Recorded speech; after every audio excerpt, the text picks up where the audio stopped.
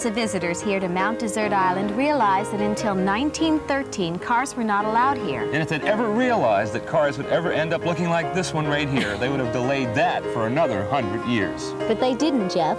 And now most visitors drive to Acadia. It sure beats coming up by carriage, a trip that was reported to take up to 5 weeks from Philadelphia in 1907. Many of the local residents and summer people were anti-auto, like John D. Rockefeller, who built the carriage trails, now part of Acadia National Park, in an effort to escape the noise of the automobile. Of course, times have changed, but just for fun, consider the possibility of giving up your car for a day or two. And now, here are some of the alternatives.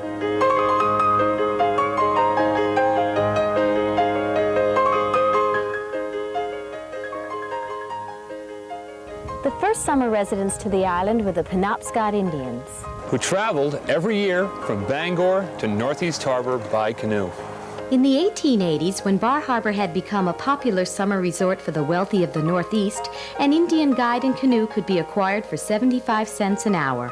Canoeing caught on with the old guard, who considered it to be a simple pastime associated with the pleasures of an idyllic summer interlude. The now defunct Mount Desert Canoe Club was established, where an able paddler could boast his prowess to the admiration of all. Canoeing remains a delightful experience for the summer visitor. There are plenty of areas to explore, such as Long Pond, Eagle Lake, or Seal Cove Pond. Canoeing is a sport enjoyed by both the novice and the experienced alike, and has long been a part of the island's history and social life. And if you don't own a canoe and want to rent one, they're available right here at Acadia Bike and Canoe, located on Cottage Street in Bar Harbor. And they have kayaks, too. They do? Yes, they do.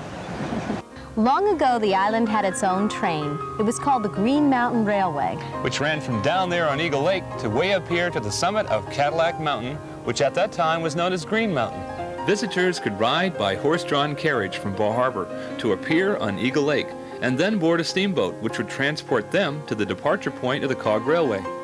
The railway is long gone now, as are the steamboats. But there's still one way you can get around without doing the driving yourself. And that's National Park Bus Tours, which offers tours of the park, including a ride up Cadillac Mountain's scenic Summit Road. If the Green Mountain Railway owners had their way, this road wouldn't be here. They had it dynamited once while it was under construction. Still, modern progress won out in the end, and the road provides major access to this beautiful area of Acadia. A concerted effort has been made to transform Mount Desert into one of the premier biking meccas of New England. In recent years, miles of bike lanes have been built. In the fall, the island is the site of the Tour d'Acadia, a 26-mile bike race. If your approach to bicycling is more recreational, you might enjoy the 20-mile Park Loop Road with its dramatic view of the jagged coastline. Or you might prefer the wooded atmosphere of the carriage paths. There are over 40 miles of these once private roads now open to the public. Some are reserved for bicycling. Whatever your ability and inclination, bike rental shops in the area have experienced personnel who can outfit you and point you in the right direction. Biking around the island is good, safe recreation for the entire family. And if you forgot your bicycle at home or don't own one, rent one right here at Acadia Bike and Canoe. Any visitor to the area cannot help but notice the wealth of boating activity. Perhaps one of the greatest delights of a visit to Mount Desert is to get off of this island and into a boat.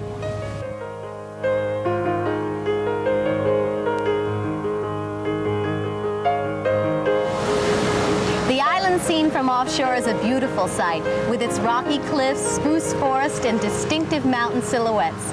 You can almost imagine what the French explorer Champlain felt when he first saw Mount Desert in 1604.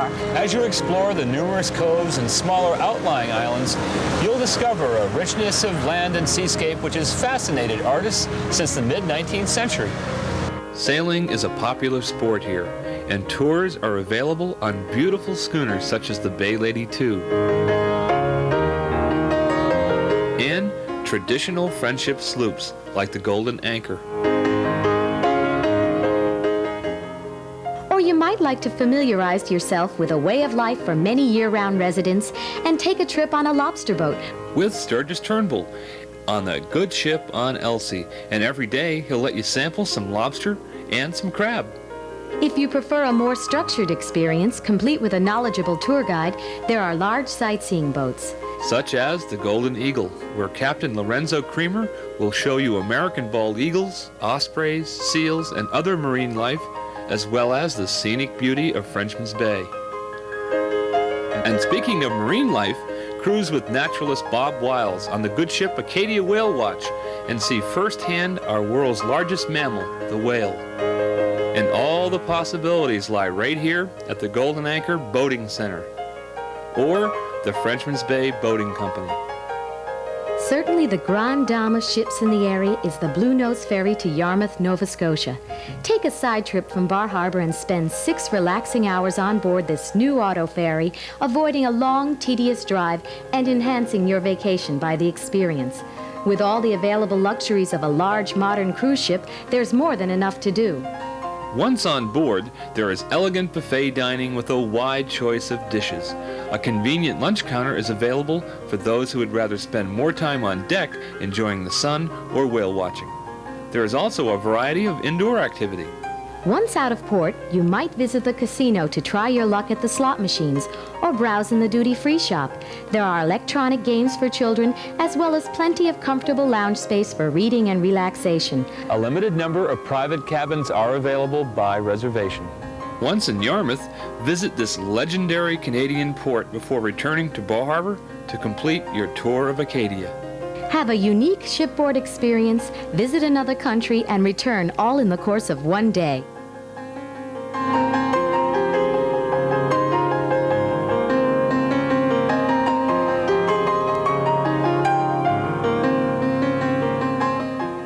For generations, Bar Harborites have trod the many miles of mountain trails that crisscross Mount Desert. At one time, a person's social prestige depended upon the number of pedestrian miles one climbed up and down hill each summer. While walking together, participants engaged in conversation. This combined endeavor was elevated to an art form and came to be known as walking and talking. All right. There are over 150 miles of hiking trails varying in degrees of difficulty. And you can walk them alone or with a friend, or as part of the Park Naturalist program described later on in the show. Perhaps the most challenging is the Precipice Trail, a 900-foot vertical climb. For a more leisurely stroll, there are the carriage trails. Built by Mr. John D. Rockefeller, Jr.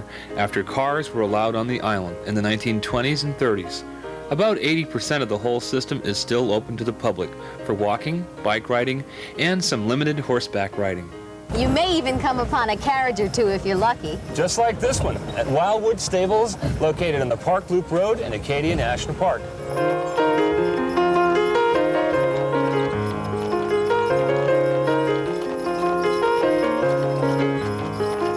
So park your car and forget about it for a while. The island resisted the old automobile for years, and past generations enjoyed plenty of scenery and activities nonetheless. It seems fitting that you should too.